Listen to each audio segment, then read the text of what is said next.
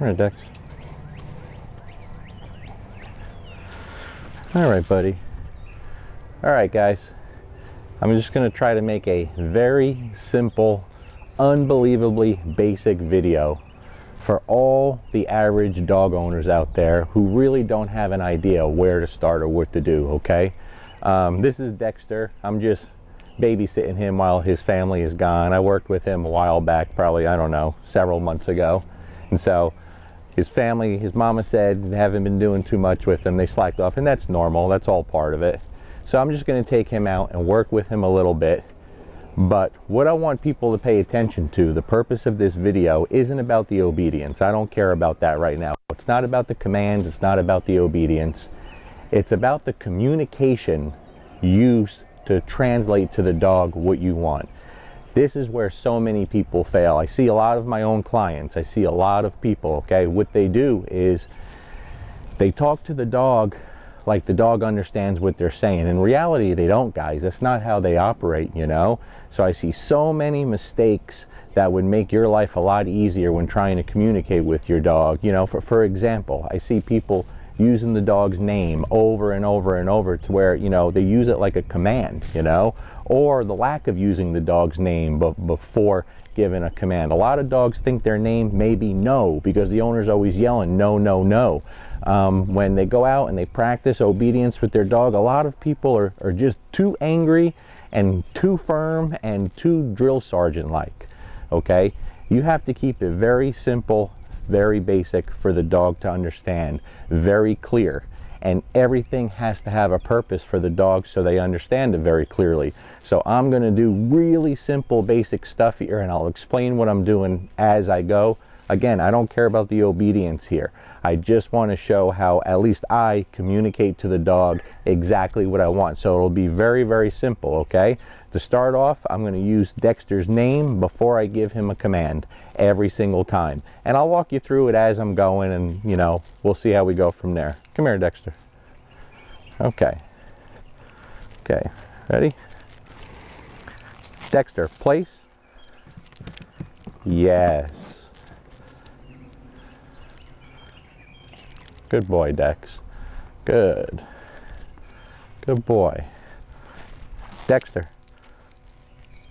Place. Yes.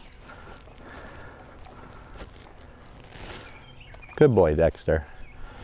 Okay? So right there, very simple, guys. I'm saying his name, Dexter. Then there's a pause. That gets his attention. He knows I'm speaking to him. Then I say place. And then I provide the hand signal after the command where I want him to go, okay?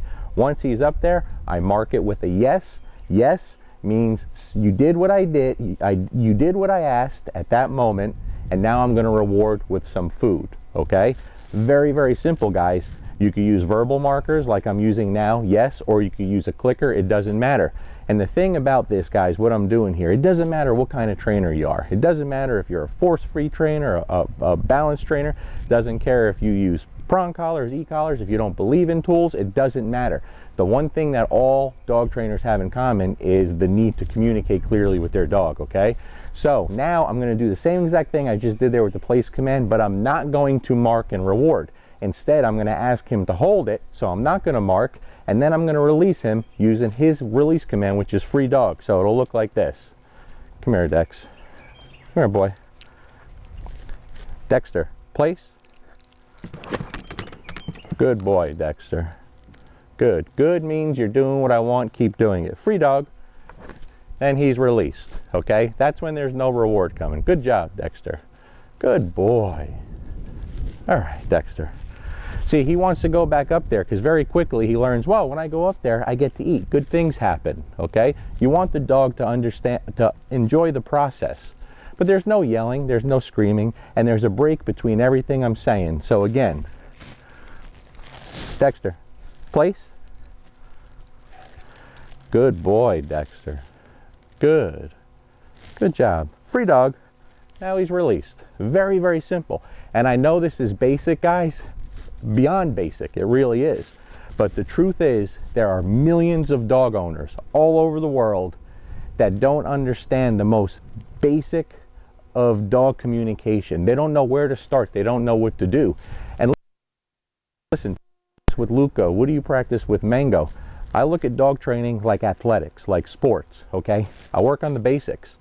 You could always go back and start from the start and work on the basics. It's never going to hurt, and I promise you it's going to help, okay? Dexter, come. Yes, good boy. Good. So there I said yes because he got the reward, okay? Dexter, sit. Yes. Good boy. So there I ask him, Dexter, sit. Then I give the hand signal after, right? Then once he sits, I say yes, then I move for the reward. So what a lot of people do is everything's together. Dexter, sit, and they're going for the food all at the same time. You have to understand something, guys. Dogs see and learn in pictures. And what you're doing is throwing just one big fuzzy picture to the dog when you're doing all this really fast at the same time, okay? So we separate everything very, very clearly for the dog. Now, if I was to say, Dexter, sit, down, over, if I do all that, if I give the hand signals at the same time as I'm saying the command, what's going to happen is the dogs are always going to pick up the physical cue before the verbal cue, okay? So what happens is the dog never really understands the verbal cue very well. So you want to put the verbal cue before the physical cue. Very simple. And then once the dog really starts to understand it well, then you could do opposite. Then you could do the hand signal first and then the verbal cue, so they learn it very, very well. But the truth is, they learn the hand signals and the physical cue with no problem. Several years ago, I made a video and I told people, go outside, take your dog and work on the things that your dog knows very well. The basics, come, sit down, place, whatever. But do it standing there motionless. Don't move, don't do anything. All the emails I got, just about everybody failed, because as humans, we are used to using our hands and body language. And if you're like me, part Italian from New Jersey, you're really using a lot of hand signals and everything. Those are the things the dog picks up first. So when you're working with your dog, guys, and this goes for my own clients, I see a lot of my clients doing this, guys, you got to stop the yelling, stop the screaming, don't be a dictator. Slow it down and make it clear for the dog, okay? So right here, come here, Dexter. Dexter, down.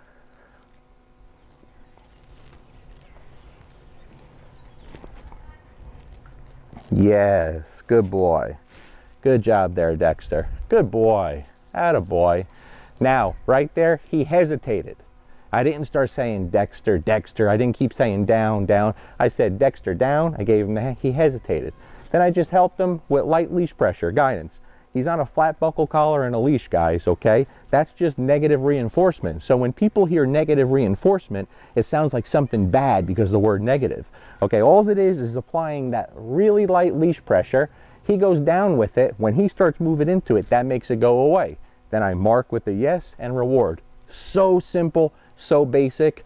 But if you can't nail this simple basic stuff, guys, you can forget about getting really far with the dog. It's just very difficult. So when people talk to me about advanced obedience, hey, I want you to do a video on advanced obedience. I want you to teach me advanced obedience. Look, in my world, there's no such thing as advanced obedience. It's just the basics done really, really well, where you could add distance and distractions, and the dog just knows it inside and out. To me, that's advanced obedience, okay? What do you think, Dexter? What do you think? You're being a good boy, okay? Dexter, place. Dexter, place.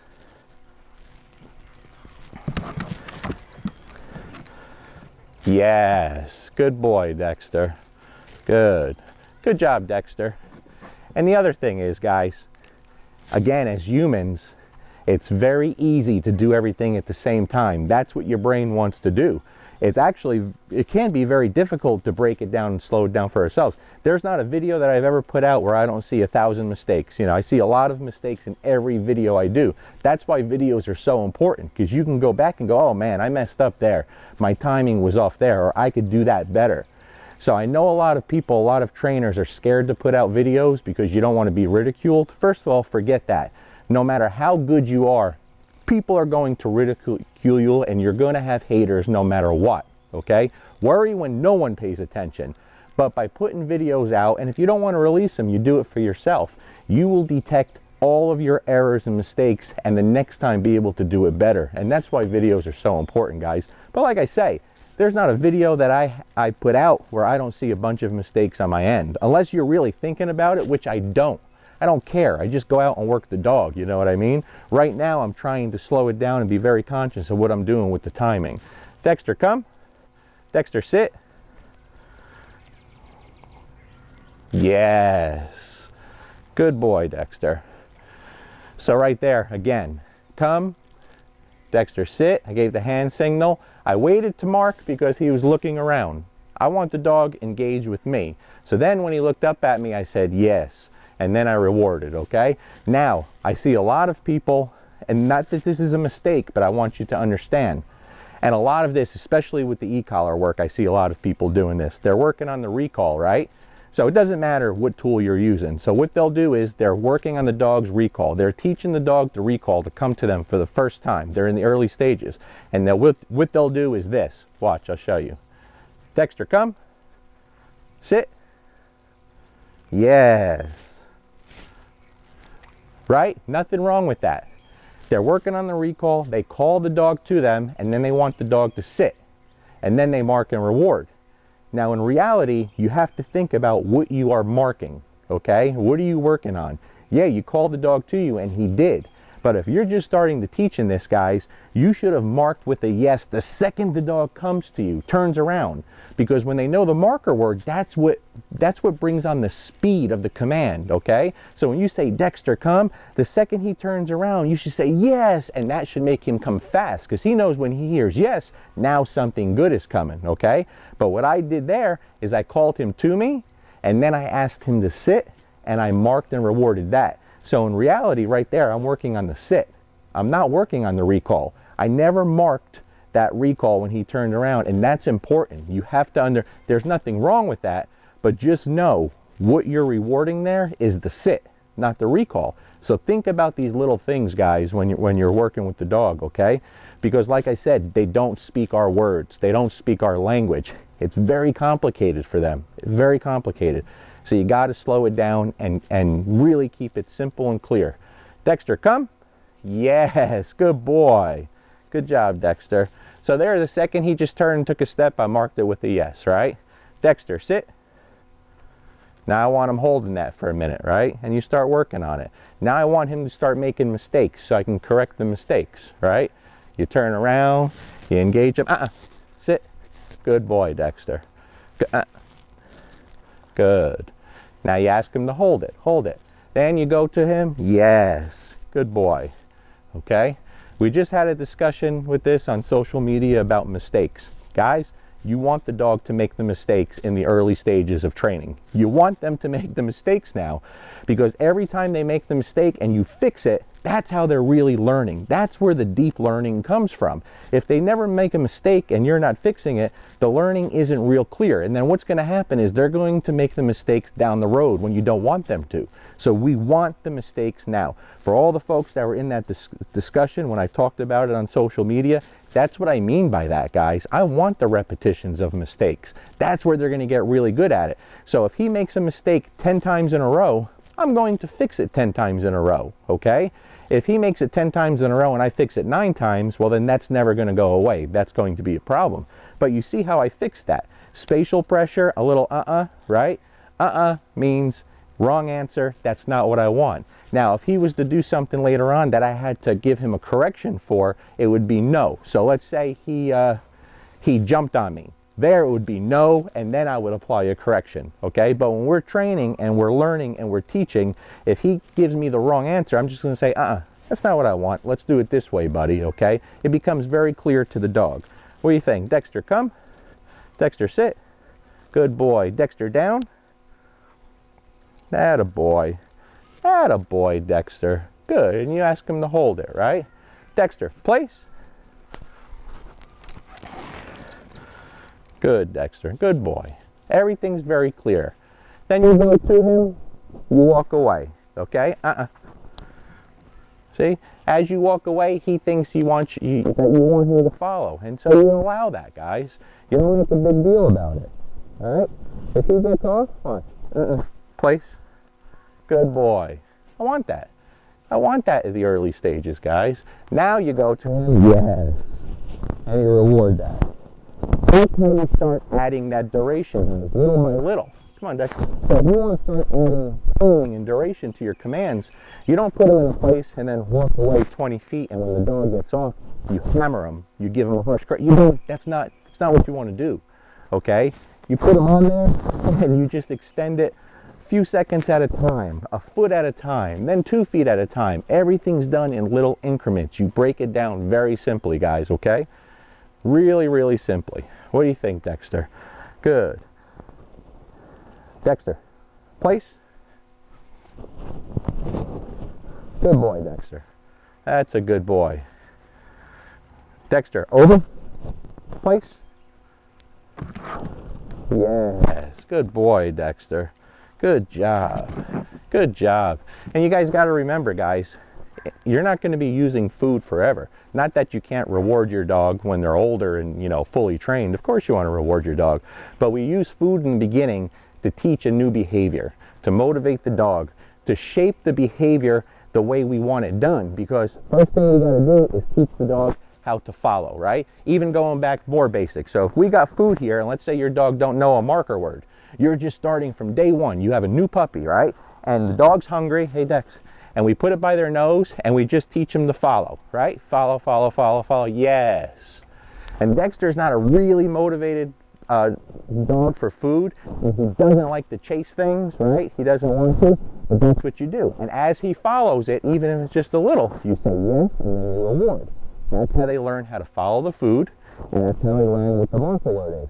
This way, once they learn to follow, then we can manipulate them into all the positions. Heel, sit, down, right? Very, very simple, guys. Again, as basic as it gets, but so many of us fail at this stage when you're trying to get more out of the dog before they have the foundation laid. This is part of your foundation, and it's got to be done, right? What do you think, Dexter?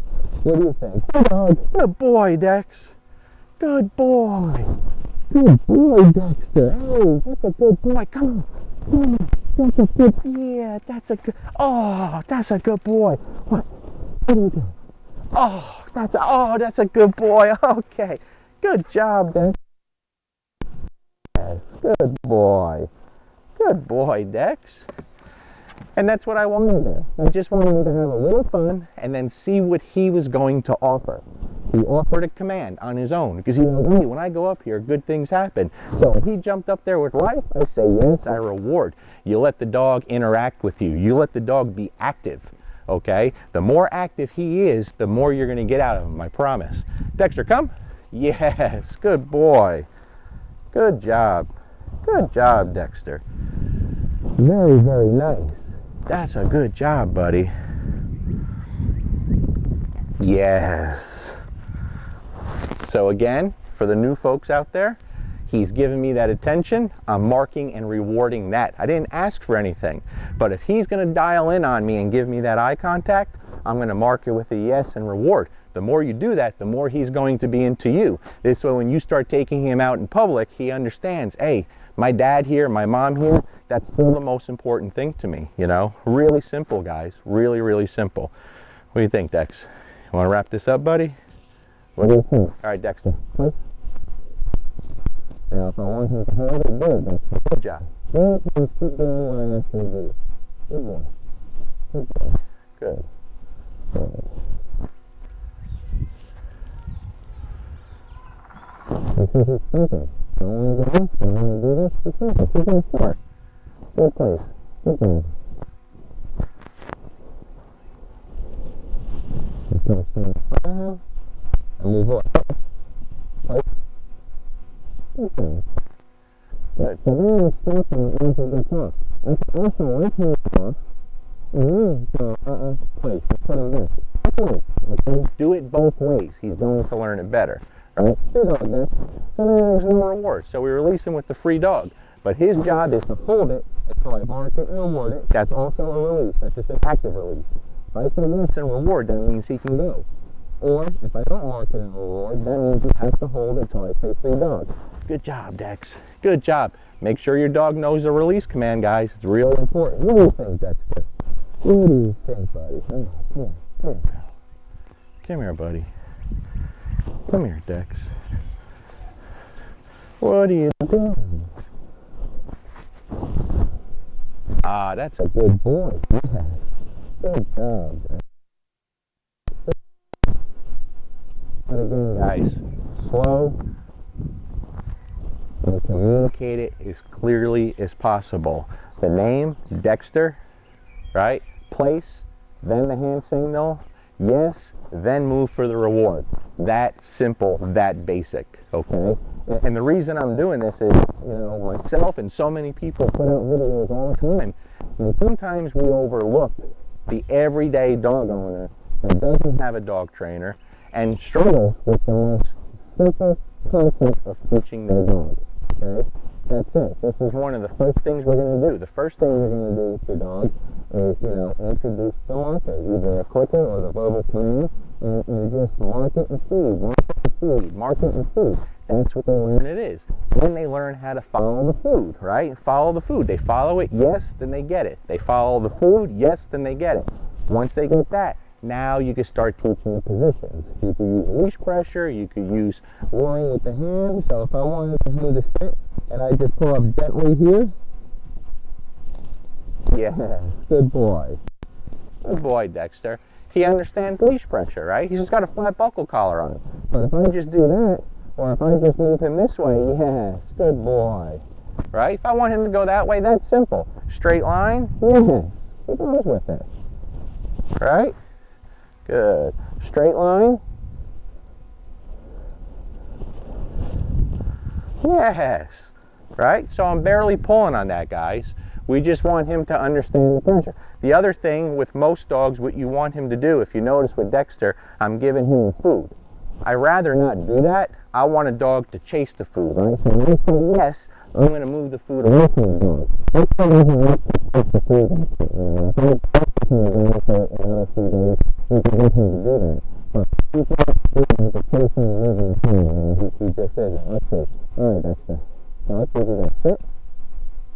Good boy. Yes. There you go. See what I'm saying? And there my timing is up. I'm pretty sure my hand went across the camera at the same time. Do it again. Dexter, sit. Yes. Good boy, Dexter. There you go.